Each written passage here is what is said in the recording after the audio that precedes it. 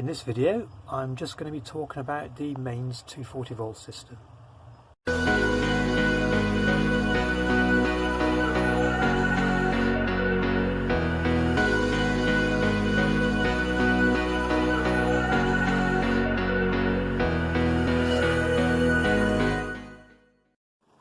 Hi, okay, this video is a specific video on our 240 volt system. Somebody asked for some more info, so here it is. Now, first point is I'm a home DIYer. I know nothing about it, so don't take anything I say as gospel. Please do your own research. Anyway, the 240 volts, we're using a FAO inlet. These are from Rainbow Leisure. They come in white, grey and black. It matches with the water. It's a magnetic catch, which is really good.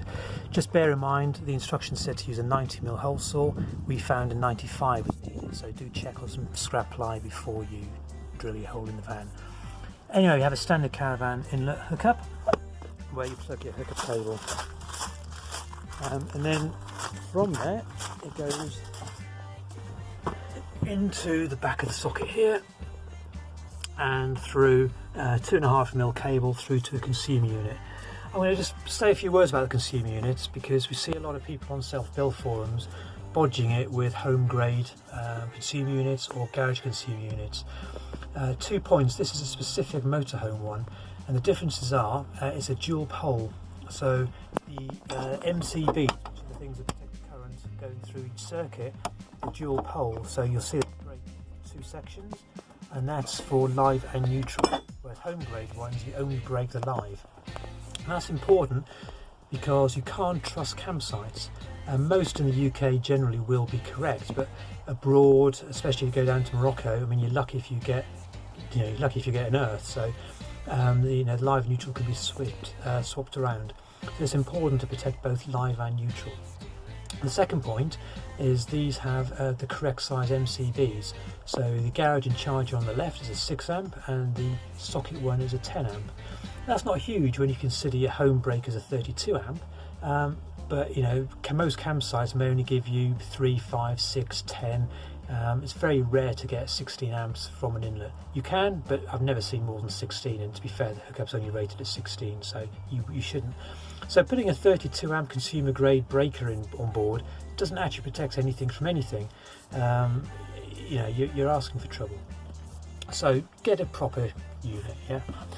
It's also got an RCD which protects you from electrocution if it's wired up properly. All the wires are in conduit.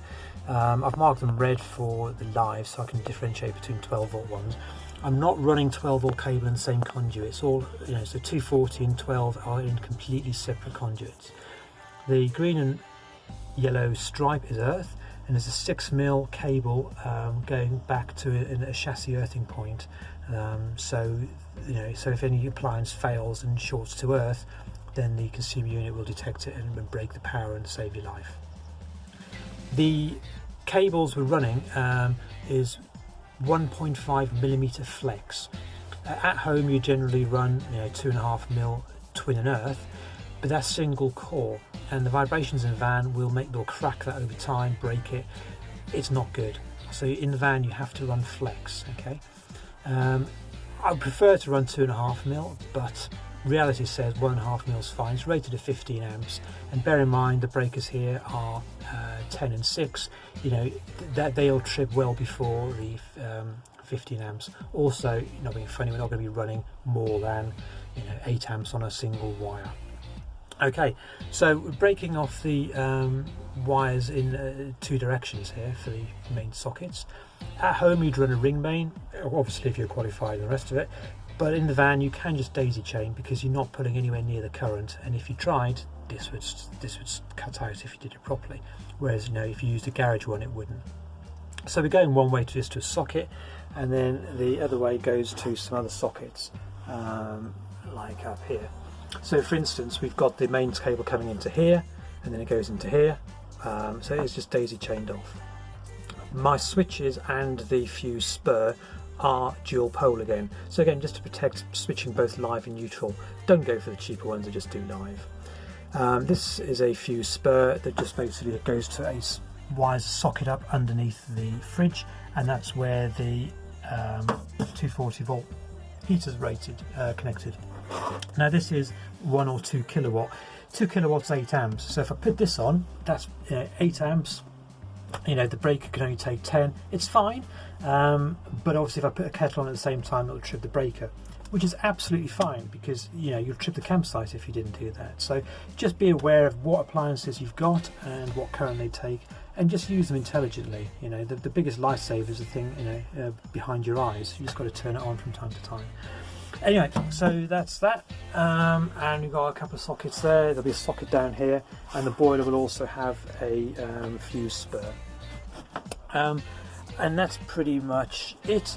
The second point we've got there is a garage connector, and that's a separate circuit, 6 amps for the garage. So even if we trip the electrics inside on the, you put the fan heater on and the kettle, for instance, then the 6 amp will still remain, and that's got its own cable, and that comes through to the garage, where we've just got a double socket and a mains charger.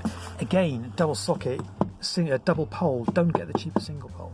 So there's, you know, make sure you switch both. So the mains comes in into here, into the socket, and then we're daisy chaining the charger off that. Again, you wouldn't do it at home, but you are absolutely allowed to daisy chain on the van, because it's a different circuit. You're not pulling the power through. This has got its own switch, and this is a 20 amp charger that then charges via its own fuses into the 12 volt system that we'll cover another day. But that's a really nice charger, seems to work quite well.